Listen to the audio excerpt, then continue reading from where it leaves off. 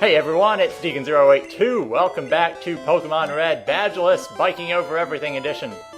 Today we're going to go in a different way than we normally go, which is going to be fun. I have not actually gone this way, but now we're on Cycling Road. And this is different because... Yeah, okay. We're still being pushed upwards, but we can still walk through stuff. I was a little worried that that might not work, so today's episode is going to be a little different. We're going to, well, if we can ever make it up this hill. Gosh, I hate this part, but you're probably asking why we can't go upwards the way we normally go. Well, there is a slight problem in that we can't go through Route 14 because we have that Trainer Fly active.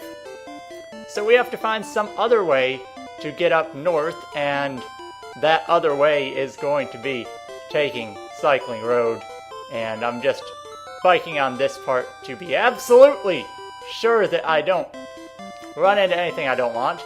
There is Snorlax. And now we're in Celadon City. I hope I can get through this without making any really bad missteps. Now we're in Saffron. Yeah, a misstep would be absolutely costly here, but we are going to head over to Lavender Town, actually. And hey, look, it's us on a bike. That's pretty cool. That's their gambler.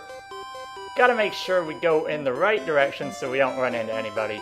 A safe spot would just be to go through here, because obviously nobody can see you there. And now we're in Lavender Town. I don't know if we've been here yet, but I don't care about Lavender Town in particular. We're actually going north, past Rock Tunnel. Yep, there's a Rock Tunnel. And this is good old Route 9. And here, well, I mentioned in episode 8 that we need to get a second Poliwag or a Poliwhirl at some point, so I think I'll make that capture right now, if we can get one, just because it's convenient for now. Okay, it took me a long time, but I actually switched to a Good Rod to get another Poliwag instead of that chance of Poliwhirl, so we'll just have to evolve it first, so I'll have to add that to my notes. Okay, we got a Poliwag. That is our second one, so yeah. And now we still have walk through walls, but I'm actually going to go into the power plant. And I absolutely love the music in here, but I don't think we'll get to hear it very much, because a lot of Pokemon in here that you can't really find elsewhere. So here we have Magnemite, Master Ball, everything. Plenty of things you want to catch in here because you can't find them elsewhere. Magnemite is one of them, plain electric type. How does it levitate? Well, we don't know. We can't walk through walls anymore, so we have to navigate this place normally. Here we have Voltorb. Also really common. This will be a good capture.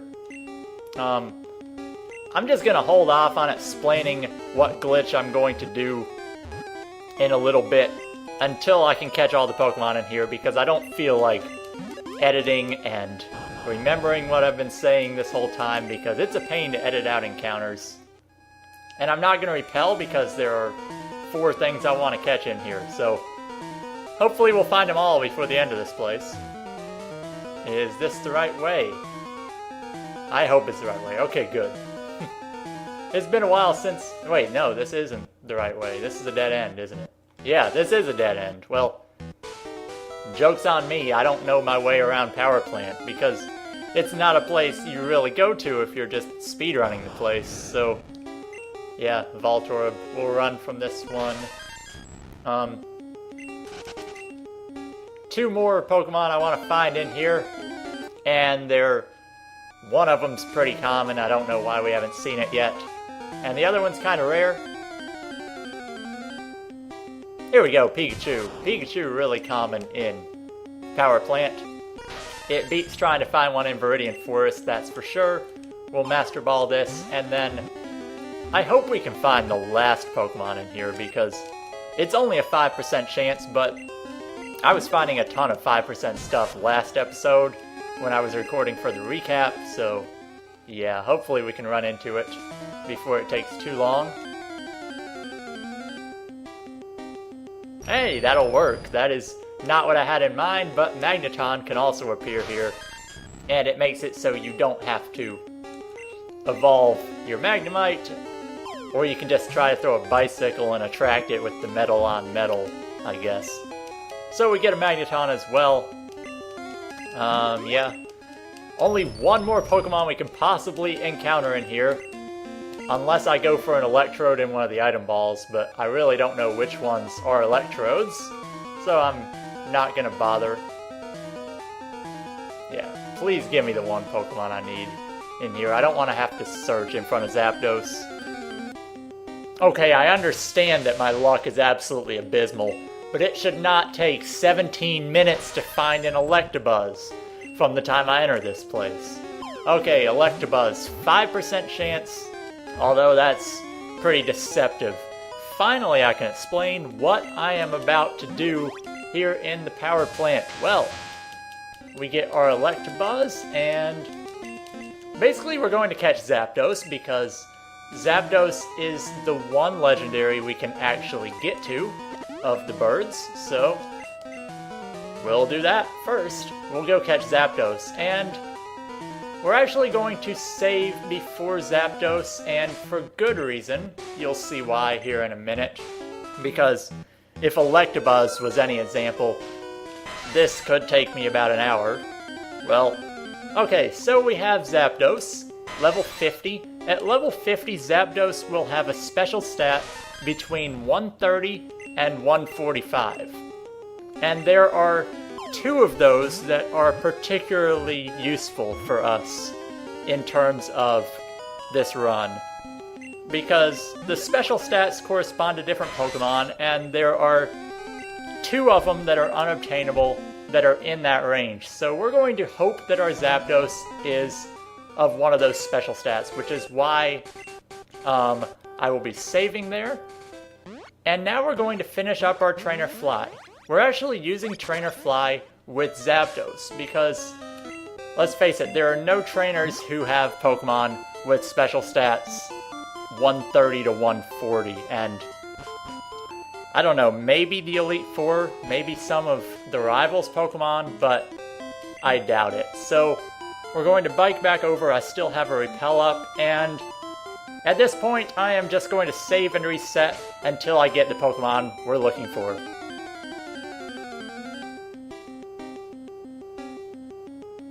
Okay, so 3 or 4 of the numbers in that range happen to yield MISSINGNO. We don't particularly need it because we already have items duplicated, so it's not MISSINGNO, but it is. Hey, there we go. That only took 3 tries. This is Snorlax.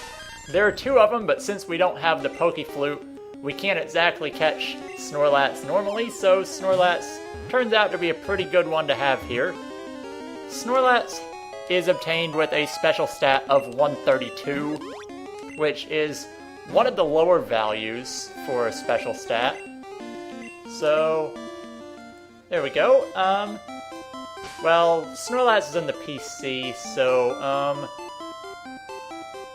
yeah, I think we'll do another Trainer Fly right now, just to make sure. Okay, so the other Pokemon you could have got that way is Mewtwo, which is pretty cool because then you can get basically 2 legendaries back to back with Zapdos and Mewtwo. But Snorlax works as well because with that special stat it really doesn't matter too much. So now what we're going to do is another interesting glitch, because as you saw we got a Pokemon with Trainer Fly off of a wild Pokemon. So it doesn't only work with trainers, as you saw, but there is another way to make it work, and I'm going to take out this trainer first. For once, I don't actually have to kill Abra, so I'm just going to cut this battle out entirely. Okay, so now I'm actually going to teleport back to Fuchsia again, because we're gonna take a look at the Zapdos that we just got. And I'll verify that its special stat is 132, which it will be because that is the special stat that yields Snorlax. So we gotta deposit some Pokemon first. We don't need these guys for now. I will actually keep Magneton. I will actually get Magneton as well because Magneton could be useful. So you'll want to get Pokemon with higher special stats. Zapdos is a really good choice because its special stat gets really, really high. ELECTABUZZ, for example, 69 at level 33 is not bad. Magneton, on the other hand, 98 at level 82. So, at level 82, level 35, what am I talking about? So, you can actually use the special stats of your own Pokemon. And let me just show you guys that Zapdos is 132. Okay. Now, that means it has a determinant value of 2 for that stat. DVs, known as IVs in later games, affect the growth of stats. So, because that DV is a 2, we can be ensured that if we don't actually give it any experience in battle, it will grow to just the number we want by a certain level, in addition to learning all these moves. So the next special stat of note that we're going to get to is 149, which we can get right here at level 57 with Zapdos. Now, the question is how to use your own Pokemon to yield certain special stats. Well, it's not really trivial. It's pretty easy once you think about it. So, we're going to go here on Route 15. Fuchsia City just is like the haven for glitches because you can do Glitch City, you have a trainer fly really close, you have these Venonats to get poisoned, it's closest to Cinnabar if you're walking through walls or through the water. And it also has one other Pokemon that's really useful if I can find it. We'll see. We have, yes, first try Ditto. Ditto level 26. We actually already have a Ditto, so I don't need to catch one. But what we're going to do is switch to Zapdos. Zapdos has a special stat of 149. And now, this Ditto has a special stat of 149 because when Ditto transforms, it copies the stats of the Pokemon it transforms to, with the exception of HP. So now, just gonna make sure we get out of the grass. Now here we go, the Pokemon that corresponds to special stat of 149 is Alakazam. So there was a question on how are you going to obtain trait evolutions. Well, the way that you have to do most of them is with the Ditto glitch, the extension of Trainer Fly to get Pokemon with certain special stats that are really high. So, because that Zapdos was special stat of 132, the only one it can actually reach normally that we need is 149. I would have preferred to get Mewtwo instead because 131 can actually reach 2 other special stats that are useful, 153 and 188. 153 is Bulbasaur, 188 is Bellsprout. Now, this Magneton could prove useful because there are a lot of special stats in the range less than 132 that could be useful. I'm actually going to look really quick to see if 98 is something because I have a feeling it's close. Nope, it was 96 was what I was looking for.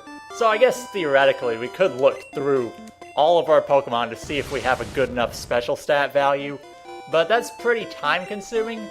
So what I'm actually going to do is save here, see if I can hit one more useful special stat with Alakazam, and if not, I guess we'll end the episode. Now Alakazam, we're looking to reach 49, and that growth should not take very long because Alakazam's base special stat is massive. It might be more than Zapdos actually, but the fact that it's level 7 means you have to waste a lot of rare candies to get there.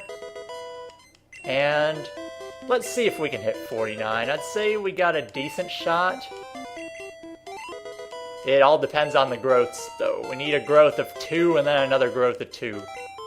So 48. That's not gonna get there. As you can see, it jumps way up to 51. So I guess we'll see if it can get to 96. Because that's a ways away, but might as well.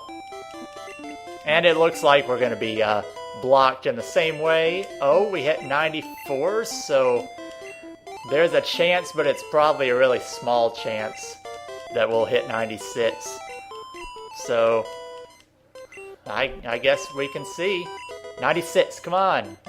Nope, 97. So because I don't want to waste all these rare candies, I could stop.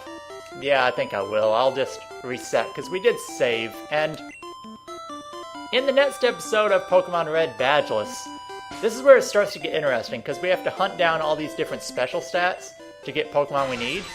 Like, we know that Zapdos can't reach the ones we need unless we give it some experience in battle, so I'm going to have to work with some of these things, and in the next episode we will catch some more Pokemon using Ditto, and I will find the special stats and have them ready for then. So, see you guys next time.